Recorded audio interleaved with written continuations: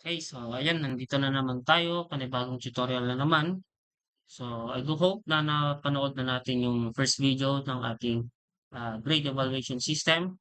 So assuming na nandito na tayo sa part na 'to, nakapag-login na tayo, and let's try to create FRM main or kung magiging parang index na natin upon logging in. Okay? So ayan, punta lang tayo doon sa Solution Explorer and let's try to create a new form. Right-click lang natin yung project name natin and meron tayong makikitang add form, add Windows form. Okay? Let's name it as FRM main. So, remember, yung gagawin natin ngayon, yung mga, kung ano yung mga pinapangalan ko, para hindi tayo malito, follow lang muna natin. Okay? So, we have here FRM main. Yung gagawin na natin dito is a flatbed design, which is parang modern design na rin para mas hindi malito or ma-confuse yung mga users natin. Kasi yung flatbed ginagamit yung parang form inside a form. Okay? So, in here, let's try creating or adding a object named panel. Search lang natin sa ating toolbox, a panel. So I have here a panel. Now itong panel na to gagamitin ko siya para sa aking header. Okay? So I will name it as PNL header. And yung gusto ko, ilalagay ko siya sa pinaka-top ng aking form. So I will change its property, yung doc, hanapin natin, DOCK, and let's set it as noon sa top. Automatic, mapupunta siya sa top. Para hindi tayo malito, palitan ko lang yung kanyang back color into kahit anong color yung ilagay natin. So ayan, for now, yan lang muna yung ilalagay natin. And then let's try adding another panel. So dito naman, dito yung dito panel na to, itong panel na to gagamitin natin for its sidebar. So gawin natin ditong PNL sidebar or PNL left na lang. PNL left. Okay. And syempre, I will change its back color into something like this para hindi tayo malito later on. And change natin yung property niya into back left. Okay? So, lahat ng mga menu natin, ilalagay na natin siya dito sa ating PNL left. So, lagyan lang muna natin ng picture box dito. Kahit anong picture lang muna yung ilagay natin. So, para mas maganda yung ating maghanap tayo ng picture na ayan, ay ito na lang. YouTube. YouTube na lang. Ito na lang. Hindi tayo copyright. So, okay lang natin yan. And set natin siya as stretch image. Continue lang muna. And maglagay ako ng kahit label lang. Kung gusto niyo maglagay ng different objects dito, okay lang din yung mga login form natin, yung mga users. So labels, palitan lang natin yung label 1 into grade evaluator system. And let's change its color and color into color white. And change its size. Lakayan lang natin siya. I think 26 is enough. So I'm using Century Gothic. Kahit ganyan lang. Grade evaluator system. Depende sa inyo kung ano yung lalagay natin. Na dito, so meron tayong setup, transactions, and reports na parang main menu natin. So, doon sa klase ko, pinakita ko kung paano yung mag-create ng menu and then hina-hide siya.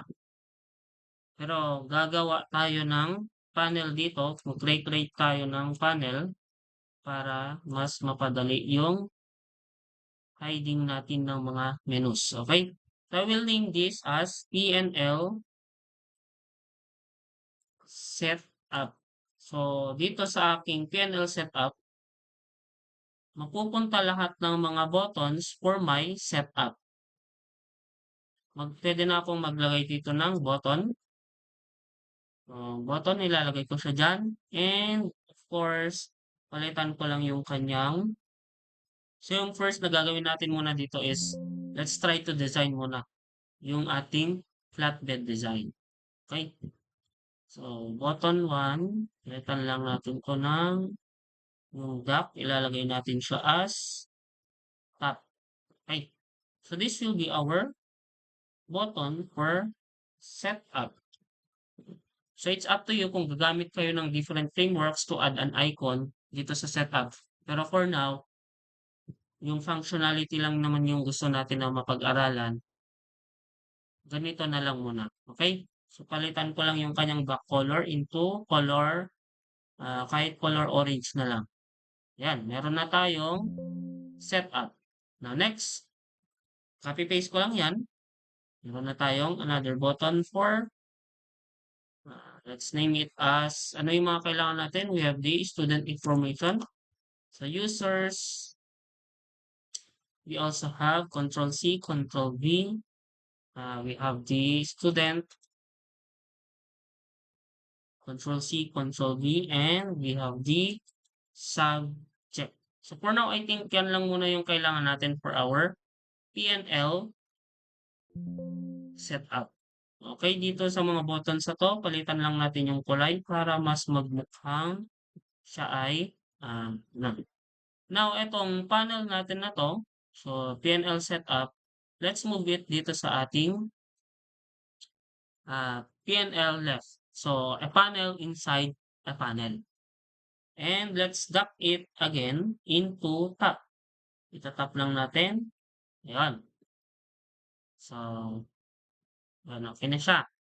Setup, users, students, then we have the subject. Okay? I think meron tayong kamali doon. Check lang natin. Okay. Kailangan pala natin, sorry, yung setup na to, i-remove ko yung kanyang dock. Kasi kailangan siyang outside ng panel natin. Back, where are you? None muna natin. Okay. And let's move it.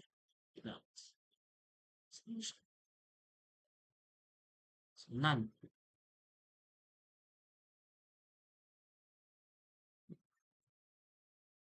Lang mawala siya.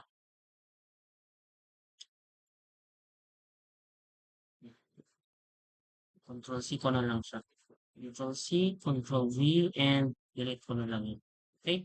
So, ito lang yung nandun sa ating panel. So, yung setup, nandun siya sa loob ng PNL left, and itong users, student, subject, nandun siya sa loob ng PNL setup. Okay? Check lang natin yung PNL setup. Then, dun ko na siya i-dock. Dock lang natin. Then, top. So, ay katap din, pero dapat siya ay nasa bring to front. PNL setup. Lagay muna kita. It's none. And then, reduct ulit kita sa top. Yan ako yun. PNL setup.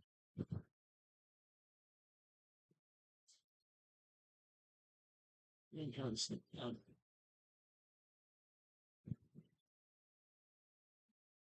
Dapat kailangan natin itong mailagay as none muna natin yan. And send to back muna natin. Para siya yung nandoon sa pinakababa. Okay. Yan, ayaw niya. Yan, ilsop up.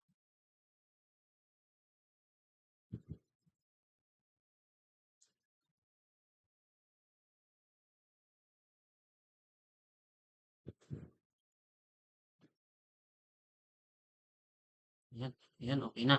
Now, itong PNL setup na 'to, i-visible false na lang muna natin siya.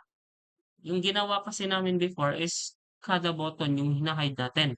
Pero since naka-panel na siya, yung ayan, yung PNL setup lang yung i-false natin. So, kung itra-try natin na i-run siya, punta tayo sa form 1, login lang natin. So, frm main dot show tapos me dot hide.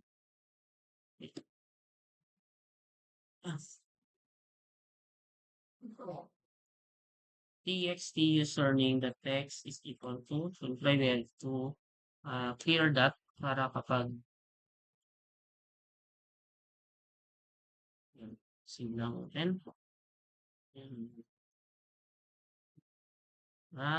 Then admin, login, access granted, and ayan, nagpapakita na yung ating grade evaluator system. And then, supposed to be kapag click ko yung setup, i-visible true na natin yung ating PNL setup.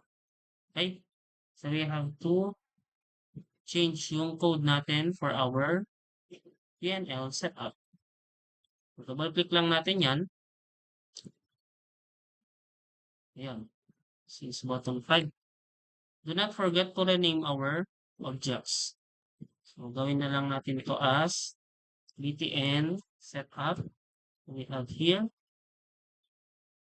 btn users, btn students, and btn subjects para hindi tayo malito later on.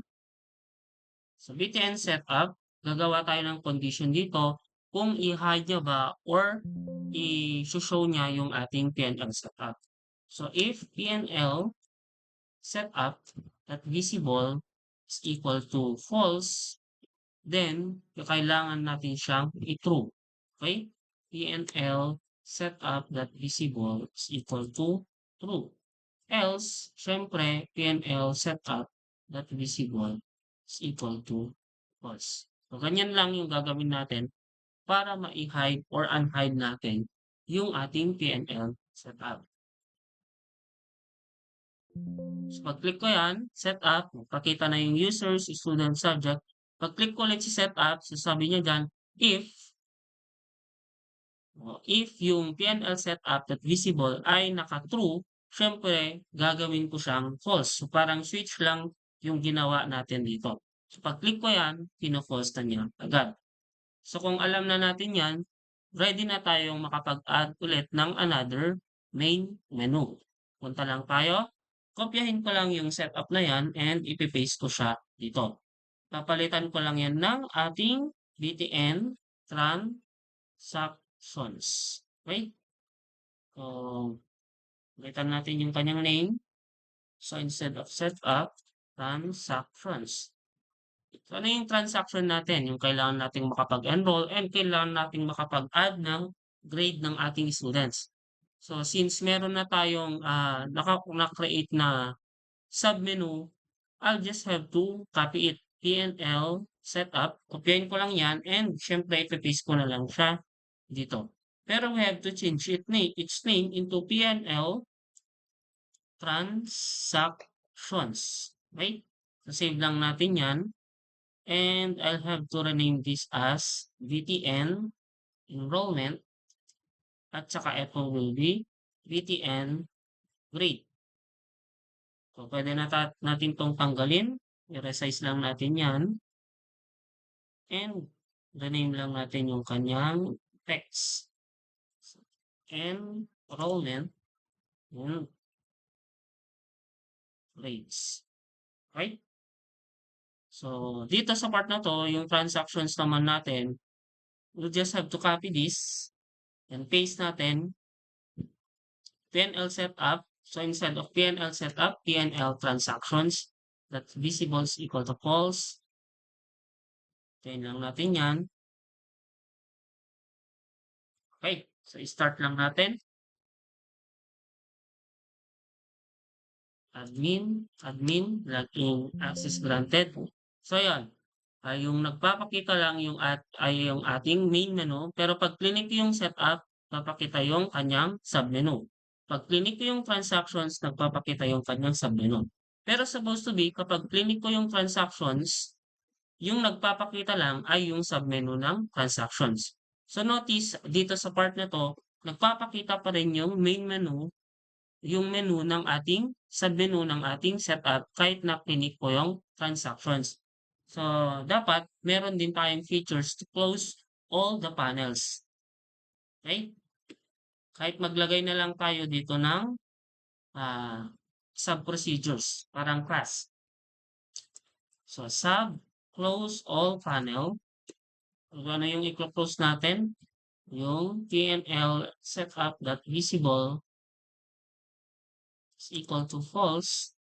PNL setup, PNL transactions, visible is equal to false. So, copyain lang natin yan. And we'll just have to call yung ating close all panel. Kaya every time na mag-click tayo ng ating main menu, kino-close nyo muna yung mga menus or hina-hide nyo lang muna. Close all panel. Okay? Check natin kung ano yung difference. Admin. So setup, dapat pag clinic ko yung transactions, mag-hide din yung nandun sa setup. Yan. Hinide niya yung setup, yung nagpapakita lang ay si enrollment at saka si grade. So, ganun gamitin yung ating menu sa ating flatbed designs. Now, next na gagawin natin ay paano natin ipapakita yung form for users, students, or subjects dito sa loob ng ating white space dito. Okay? So, yun yung goal natin. Dapat parang hindi nagpa-pop up yung windows natin. Parang nandun lang siya sa loob para hindi masyadong mawala yung ating mga users. Okay? So, for that, let's try creating another form. So, example lang natin yung ating form for our TBL users. So, right-click lang natin yan.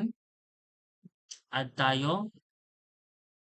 And let's name it as FRM users. So, itong FRM users natin na to, palitan muna natin yung kanyang form border style ng none. So, notice, wala siyang edge. Wala siyang yung mga color blue dito sa kanyang edge.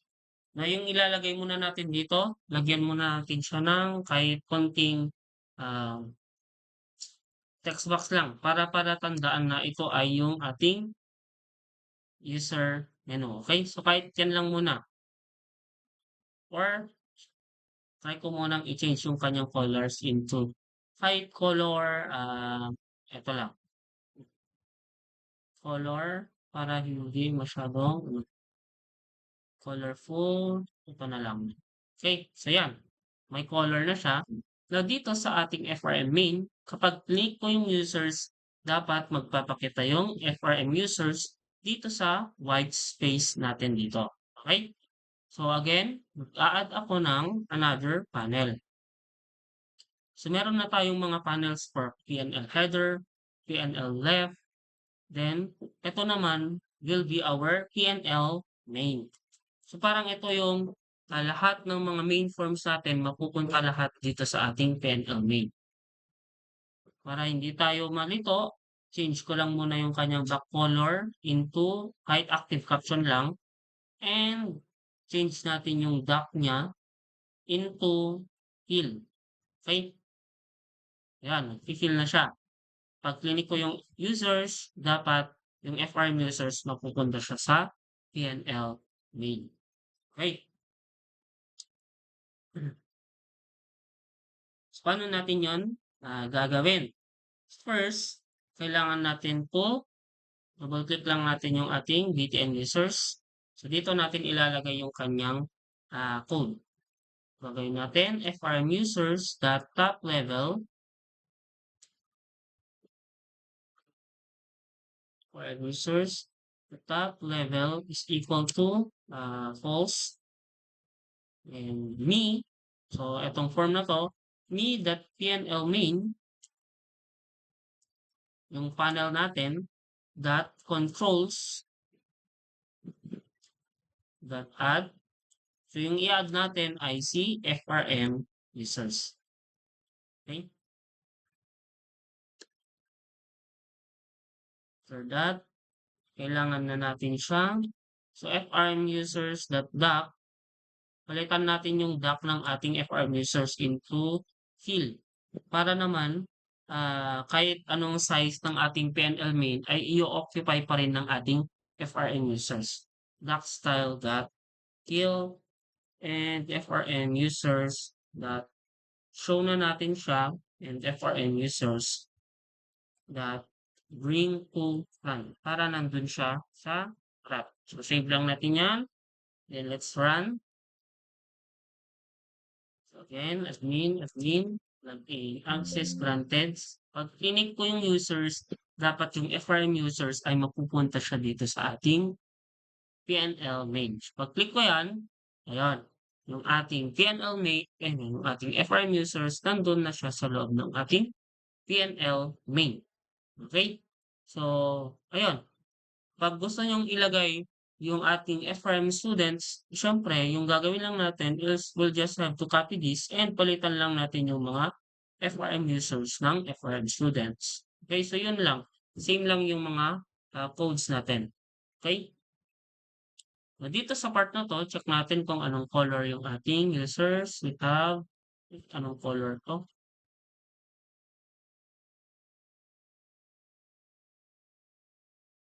FRM users. Okay? Now, next na gagawin na natin is let's try to create a crude applications naman sa ating FRM users, sa ating FRM students, at saka sa FRM subjects. Then after that, mag-create tayo ng views for our enrollment at saka for our grades. Okay? For now, tapusin lang muna natin yung pag-design ng ating flatbed designs, yung users, students, subjects. So, kailangan din natin maglagay ng reports dito. So, kayo na muna yung bahala. And, yun lang muna yung papag-aralan natin from this videos. Okay? Yun lang muna and I do hope natapos natin yung video na to.